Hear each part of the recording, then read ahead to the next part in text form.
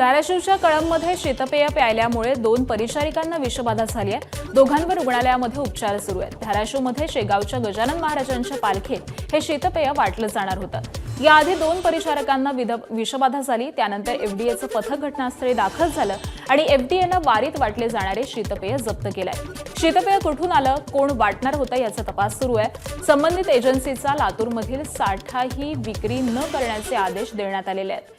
विषबाधा झालेल्या दोघींची प्रकृती गंभीर आहे, तर पालखी शहरामध्ये दाखल होण्यापूर्वी हा धक्कादायक प्रकार समोर आल्यानं मोठा अनर्थ टळलाय।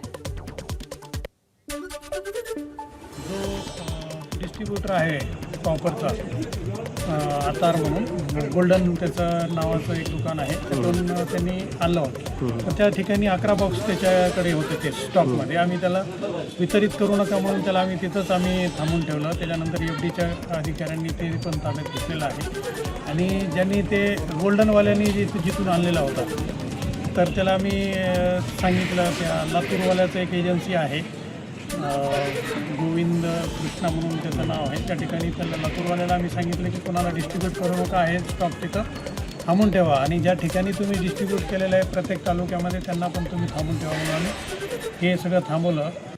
फॉर यू म्हणून त्यांनी विकत घेतलं होतं आणि ते प्यायलं रस्त्यांवर प्यायल्यानंतर त्यांना असा त्रास जाणवला।